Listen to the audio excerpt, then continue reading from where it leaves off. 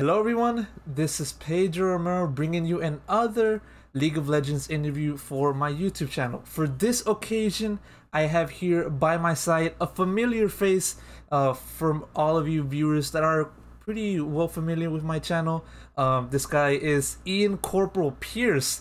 You may have last seen him as the starting support of SoftBank Hawks Gaming over in the LJL, but for this occasion, he is the starting support for Order. It is with this team that he has qualified for the Mid-Season Invitational of 2022. Since finishing 4th place in the regular season of the LCO, he has then, or his team has gone on to run the table and win playoffs, thus sending them to Korea, which is where him and the rest of Order is at right now. Corporal, it's been such a long time since we last spoke for an interview, but you know, times have changed, and the same thing goes for the setting. I just like to start off with just a simple question, man. How are you doing? Um, Great. I mean, I never, after like our interview a year ago, I never really expected to end up here. So yeah, like I'm just happy, I guess. Like that's all I can say. You know, I remember back then when we did the interview, like at the very end, you were talking about possibly representing like the LJO or any other region that you would play in. You know, in international competitions. We talked about DFM playing in MSI and also um, Japan's chances in Worlds, but for this occasion, you are actually the representative for your own region. This case being Oceania, and so to be an actual representative for Oceania, heading into MSI, has that thought struck into your mind since entering Korea and beginning like your boot camp and practice? I mean, yeah, like ours is a pretty small community, so I mean, when I just look through Twitter, I see a lot of people supporting us, and I definitely feel not pressure, just like it kind of hit me that like I am representing the region. I'm here to show like what Oceania has got. So yeah, it's definitely occurred to me. It kind of like occurred more as I entered Korea, like because while I was in Australia, it was just like, oh, I won the finals. It was cool and all, but I think it really dawned upon me once I actually got to Korea. And so, how has it been, for you to like win the LCO and travel to Korea? Has it been like a very long or drawn out process, or has it all been like such a it's like a very quick process, if you know what I'm saying? Like has it been quick for you to acclimate yourself in Korea and get to the speed of like practicing, boot camping, accommodating yourself with like with the competition over there? Yeah, it's easy because I don't really have to learn the language because I mean a lot of people are like really accommodating for us. Riot is like doing everything they can to make us feel welcome. So for sure, it's like pretty easy, and we just scrim like all the other teams who are in the competition anyway. So like finding scrims is not hard. They're always like decent scrims. So like it's honestly not too much of a change, Mm-hmm. and we've also just been like isolating for a week in accordance with Riot and Korea's guidelines. So like honestly, it's not too much like we're in Korea. It kind of just feels like we're at the tournament now. For the time being, we're just playing.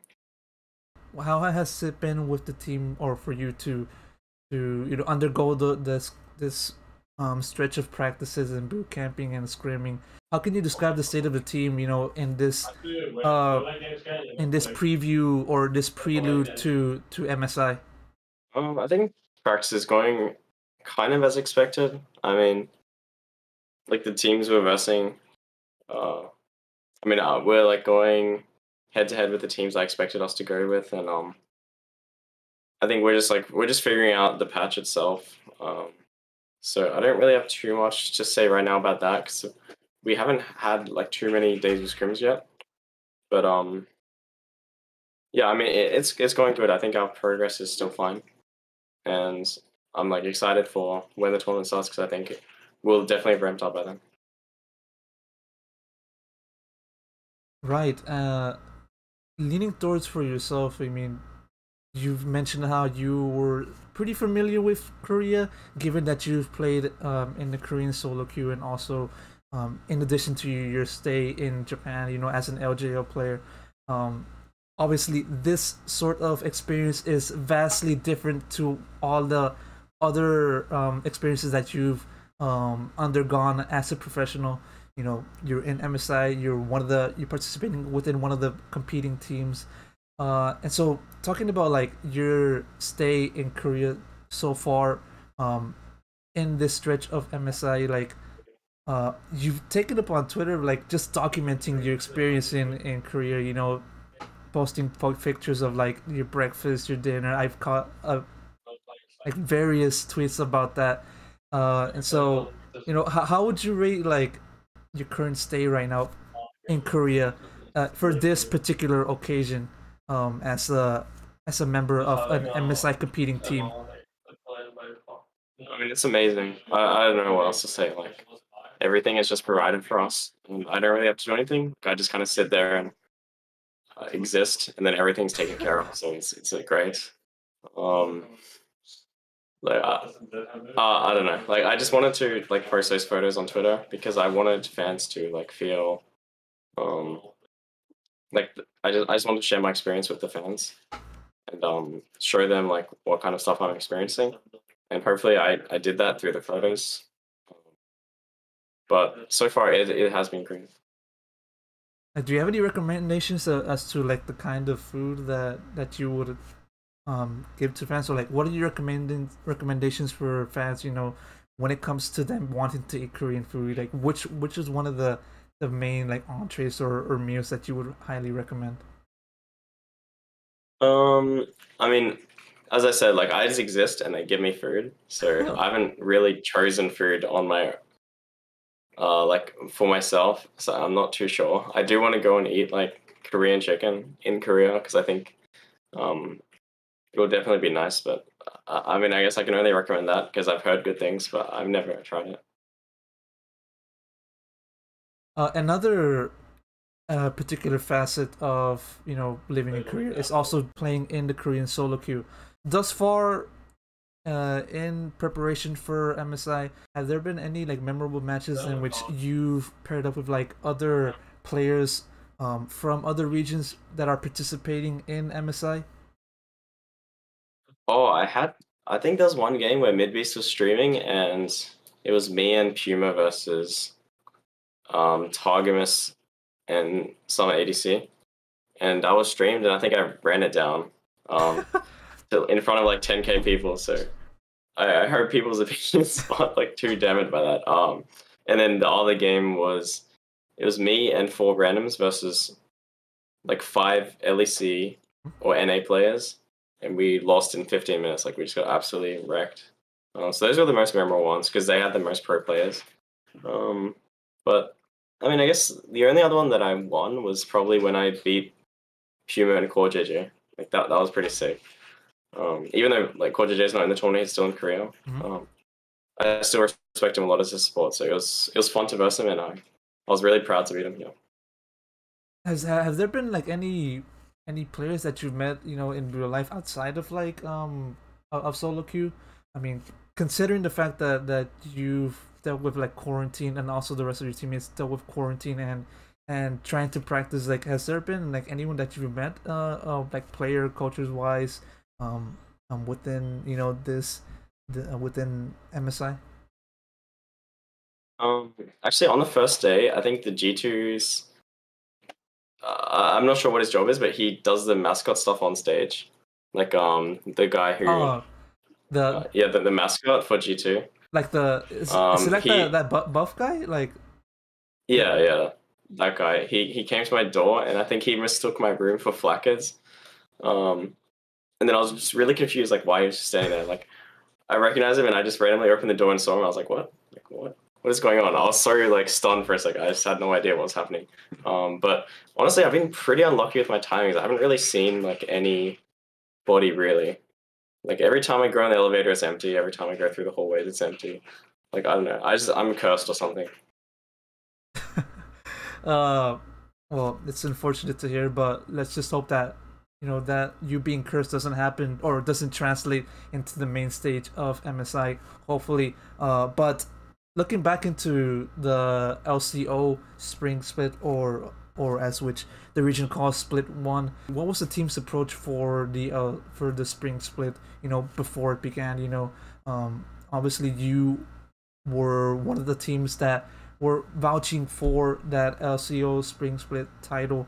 But I'd like to know, like, what was the general mindset in the prelude to the start of the Spring Split? Before the split, I think most fans had like two clear favorites, and we weren't part of that. So Chiefs and PGG were the two favorite teams coming into the spring. So I think we all just knew, like intrinsically, like we are underdogs, and because of that, we should just play with no fear. And I think that actually helped us a lot because we were unapologetically ourselves throughout the split. Like we played exactly what we wanted to do, and like we honed our style pretty well, which was just playing around Kevy. And like because of that, I think like us having no pressure on us, and just from like no pressure from fans and no pressure on ourselves really helped. Like really helped us temper our expectations. And so when we were able to ramp up, like it just started feeling really good, and we never really had like super terrible moments because we knew we were underdogs from the start. And I guess that sort of mentality helped you guys translate that into the playoffs. But by the end of that regular season, you guys finished in fourth, or in other words, the mid table. Being in the mid table has been that theme of your career so far, like within the LJL and the OPL. You've always lingered in the mid table, and then like in the prelude to playoffs. And so with Order finishing in fourth place with an 11-10 record, prior to the playoffs, did that thought of like, oh man, here we go again with this early playoff appearance, did that sort of thought creep into your head as this playoffs began, or were you entering the playoffs with a different mindset that was vastly different to what you've experienced beforehand in all of the previous splits in your career? I mean, I don't like, to be honest, I don't think of stuff like that. I just like when I went into the playoffs, I knew what our problems were, and I knew as long as we worked on them, we would be the best team. And so like that's just what I was thinking about the whole time. And as soon as we started like fixing it after our first playoffs game, I knew we'd win. I mean, I never like have those thoughts. I don't think it's good to think that anyway. Like I've honestly like never even considered that because I always thought of myself as a top tier support anyway. Like even when I was on middle, quote unquote middle tier teams, and like ending with those results, I felt like I always played pretty well on stage. So no, those thoughts definitely weren't there. And it is with that Order then went on to run the table in the lower bracket before taking on Chiefs in the grand finals, which then went 3-2 your way. Uh, in an interview with Dexerto, I mean your teammate Biopanther mentioned that the team had various interesting like draft plans during that playoff run. Um, from your point of view, I just like for you to like elaborate on like what sort of like draft plan or like strategy you guys focus on for the playoff run that eventually that ultimately proved successful for you guys. Well, first of all, since Earth is really geographically isolated, we permanently scrim like the other teams within our region all the time. So um, we pretty much knew like exactly what every team was trying to prioritize at that point. Because I think a lot of people were writing us off, so we got a lot of good scrims actually. Because I think PGG thought they were best Chiefs, and then vice versa. So we versed both them, and then we knew exactly like what kind of priorities they have, what play style tendencies they have. So like we just prepared specific counter picks for those players, and for like their early picks. And I think I'm pretty sure that's what he meant based on the excerpt you said from his article. But yeah, I think because of that, we were just able to, like, for example, when I picked Shen, it's because I know the PGG support really likes picking Leona early. So we prepared that specifically for them. And like, yeah, and then it just allowed us to have like a really creative and nice draft. Even though like the team, or even though the finals like went 3-2 in a very like tight series, which definitely lasted to the very end, you know, with both teams like giving their all to qualify for MSI. Did you feel that the grand finals was like going to be very difficult compared to all of your other series in the playoffs, given that you've already known like how Chiefs plays through scrims outside of league competition? Yeah, I was worried at first, but I think yeah, I've never been to a finals before, so I was really nervous and I was worried. But I think after the first game, I felt like our level was just better overall, and I knew we couldn't lose the series. Like after that, after like playing 5 minutes of the first game, I knew like we were just gonna win. Mm-hmm. Did you have a particular moment during the playoff run that you feel like that you felt that this team was going to be different from all of your other past teams, like that this would eventually become uh, uh, a title winning team? Or let me phrase, like what particular moment in time did you start feeling that this team was going to be uh, uh, a title winner? I think during during our Peace series, like I think from game 2 onwards, we just started crushing them, and I felt like Peace was our biggest kryptonite for the entire season. So like once we just destroyed them, um, I was like pretty confident we were just going to run the whole thing.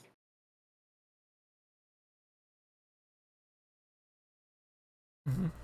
And you know, after you guys won the title in the LCO, like I'd like to know like what was the environment like for yourself and the team, you know, to finally, you know, take home that title and, you know, the LCO representatives for MSI. Uh, Honestly, it was a bit underwhelming to be honest. Like I mean, at the end, everyone was screaming and stuff, and like we have all the voice comms for when we qualified, but after that, it kind of felt surreal for a moment, but um, like the surreal moment passed, and I don't think it didn't really hit me until we stepped off the plane and into Korea.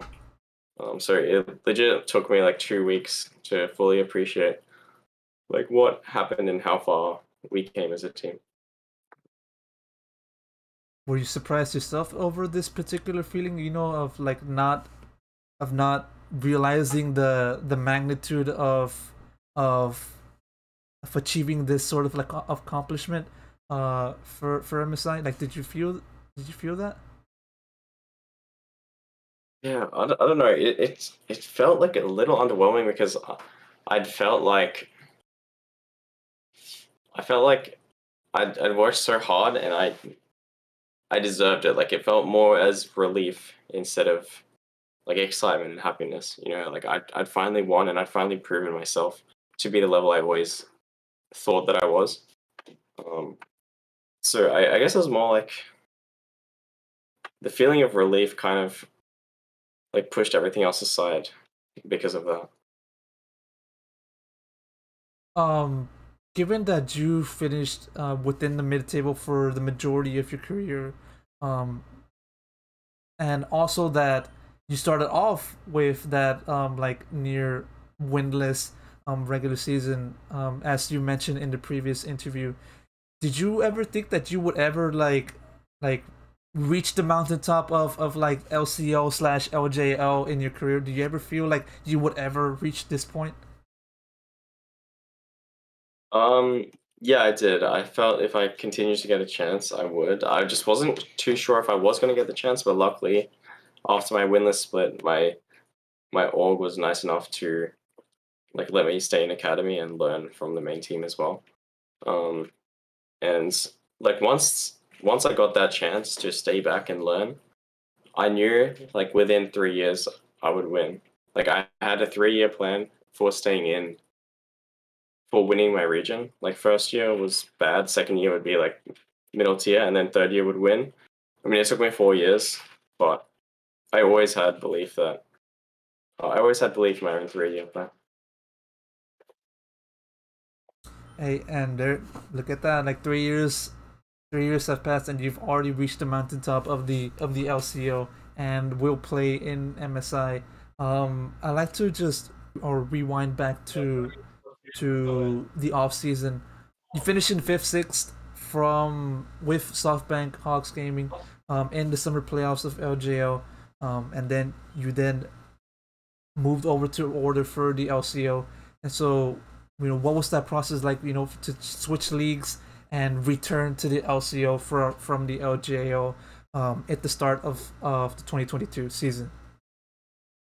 I mean, it was a really the whole off season was a crazy emotional roller coaster because I after the disappointment of 2021 from like our expected like second place roster going sixth or fifth or sixth place, um, there was like a chance I was just gonna retire, or there was a chance I would just not find a team. Mm-hmm. And within Japan, like I wasn't able to find a team. Like no one wanted me, everyone wrote me off.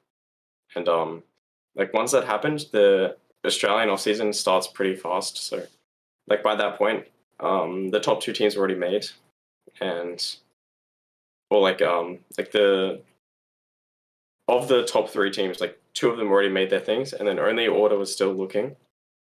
And so like this was like my last chance. It felt like my one shot at redemption, and I mean here we are. So I'm amazed, but like I don't know, like from last year to now, there was just a chance that I wouldn't find a team and I'll just go back to living a normal life, just going to uni, etc. And so, like, when you received like the DM or the call to join Order as a starting support, like how far or close was it to the start of the LCO season? I think it's still about a month off, but like the off season moves really fast. If you follow leagues closely, like usually only the bottom tier orgs remain at the end of the off season. So like even if it's a month left until the league, that is probably like you should probably have about like a couple of days until everything's finalized. So I guess I was actually just a couple of days off playing for Order or just not playing. With joining Order, you guys or you paired up with a few familiar faces, in Biopanther, and also new teammates, such as Kevi, Kissy, Puma. Um, you know, talking about Biopanther, like what was it like for you, to reunite with him?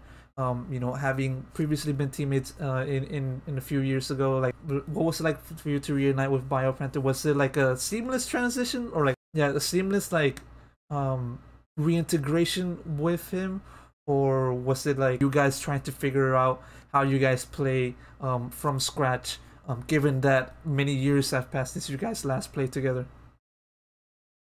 Oh no, when I joined, I really wanted Biopanther. I vouched for him the whole time. I think he's definitely one of the best tops in the league, if not the best straight up. So um I mean I knew he was really good, and I believed in him to be great. And since I'm very aware of his style, because in my opinion, I don't think he's really changed his style within like since we were teammates. So I knew what to expect, and that's the reason I got him, because or like I vouched for him because I knew it would be like really easy and simple to play with him, and our styles align really well. So it was pretty seamless. Yeah, seamless. And what is it like for you to play with with your new teammates in Kevi, Casey, and Puma. Talk about like the how you've familiarized with those three players with this new team for the 2022 season, and how that you know how that like combination flourished as the season transpired. At the start, it was a little like strange, just getting to know new people. As plus, I'd like just moved regions as well. But I think like amongst top tier teams, there's just like a mutual respect amongst the players because we all understand that each other are good.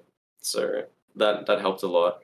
And I mean, I feel like Australian culture is just more laid back in general. So um, like nothing was really there was just like no team politics or anything. Like everything was just nice, and we just got straight into like becoming friendly with each other and then playing. And I guess by how you're explaining the inner workings of the team, it feels as though like you have been working as like one of the leaders of Order, like given that you are a veteran of the League of Legends pro scene within both Oceania and Japan, and so having said that, have you felt like this sort of change of like maturity in yourself, as the years continue and you start getting more experience and more like more maturity, as a player within the scene? I mean that definitely helped a lot. I think I was able to deal with situations that came up like a lot more effectively, and I was able to, like control like what I could, and make sure I was always doing my best um, for the interest of the team. But I don't think there's necessarily a leader on the team. I think everyone like says their own opinion. I think we all respect each other enough to trust that we are making good calls. And then even if someone makes a call and we don't fully trust it, we're willing to call each other out and question it. So there's not just necessarily one person who just says something and we follow blindly. Um, it's more like everyone contributes kind of thing. How different is like the team environment between what you're experiencing in Order in the LCO and what you have experienced, let's say, last split within SoftBank Hawks? I think I'm not sure if it's the particular players in the team or not, but what I did notice is people are more willing to like be upfront and directly confront you about things, which obviously helps a lot in team environment. Like for example, if I build bad, my whole team will just tell me, well, like your build is shit, and then like and then we can discuss like what I should do instead, um, and that helps a lot. I think it was more like beating around the bush when I was in Japan for that kind of stuff, and uh, problems weren't resolved like instantaneously. But in this team, we just see a problem and we call it out and we immediately fix it, which is great. Do you feel like those sort of things like would have led to like different results had in Japan had like those sort of like tendencies had been like done within the team? Yeah, I mean, I think objectively, just calling stuff out and dealing with it instantly, it's obviously hard to do, and I understand like why it doesn't happen for like every team because it is hard to have those conversations. Um, but yeah, like it's literally objectively better. So I think it's for sure would have helped. Well, regardless of what has happened in the past, uh, we are now looking ahead, or you are now looking ahead to MSI, and within MSI, your team will be placed in Group C, where they will play G2 Esports of the LEC and Evil Geniuses of my beloved North American LCS. Um, no offense to you, but so I'd like to know, like, what was your initial reaction towards finding out that Order was going to take on G2 and EG in the first phase of the competition? We loved it because like all the English speaking teams in one team. Like we knew the Twitter banter would be amazing. and we have some spicy things to say. Like, assuming we're going to take games from them, I already have some things prepared. And like even pre-game, you know, like I have a lot of things to say, and I'm like for sure thinking that we're going to beat NA. Like I think they're really underrating us. Would you like to just like take a crack and say what you have in store right now? I think it's best just show it on stage. Okay. Okay. Within orders two opponents in the group stage, for you particularly, you're going to take on some very notable support players within this field, them being Targamas and Vulcan.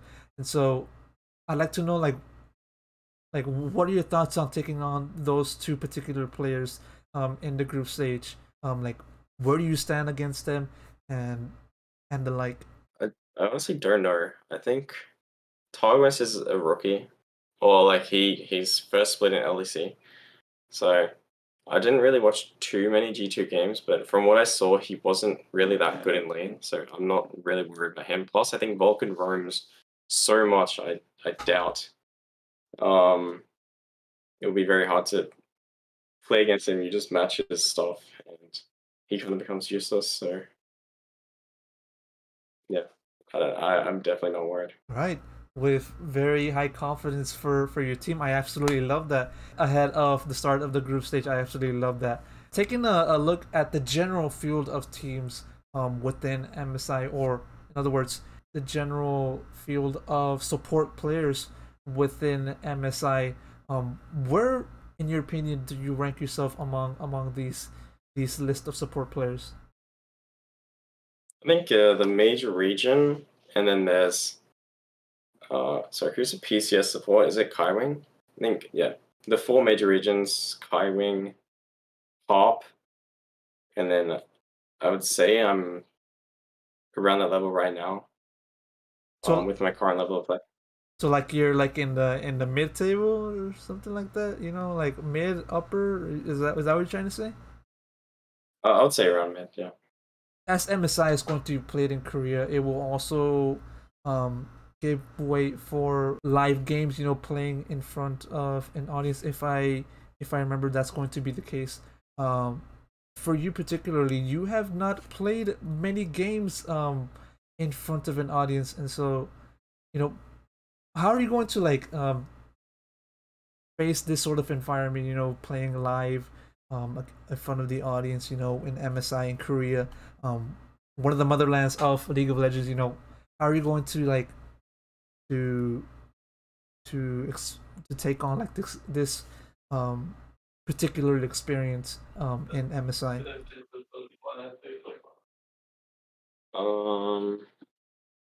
I mean, I have played in front of a live stage before, so it's not like a crazy change, but I mean, for sure, I'm just excited. Like, I really want to see if like the enemy starts Baron, and then we just hear cheers in the audience. Oh, well, someone's pointing, but if we just like hear cheers in the audience, and then we know they're doing Baron or some shit, and then we all just like rush there, that'll be funny as fuck. So. Do you feel like any like are you going to feel like any nerves when the time comes for you to play on stage and take on G2 and EG in the main stage at MSI? Yeah, it's probably natural, but probably like the first 5 minutes of the first game, maybe. Like after that, everything it's just like another game of League of Legends. As the representative of LCO, it is a region that, despite all of the scrutiny revolving around the region, you know, given of its low support from Riot Games in years past, that led to the termination of the OPO and the creation of the LCO.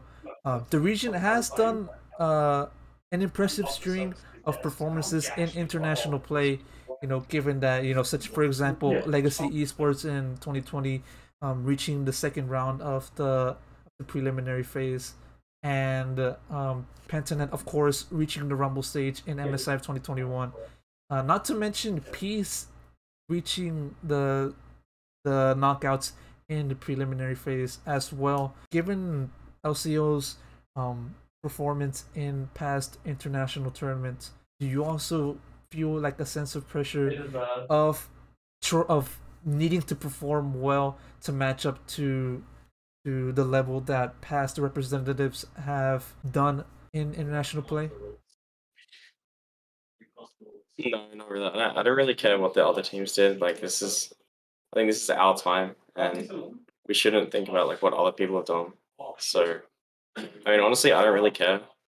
I'm just gonna do like what I can and show what I can, and as long as I show as long as I'm happy with what I show, I'm just gonna be happy overall. So, like, if that takes us to Rumble stage, then so be it.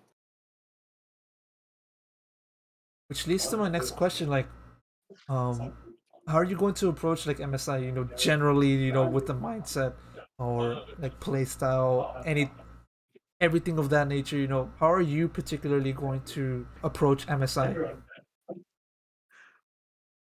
Um, I don't know. I just don't really care like who my enemy is. Like it's just the same shit at the end of the day. Like they play champions, I do. Um, I don't know. Like I don't really care who with us. I'm just gonna play what I do.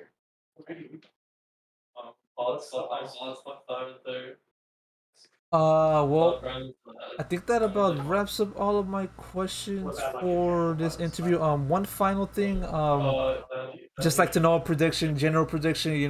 Like where do you see like order landing in MSI? I think we'll make it to Rumble stage for sure.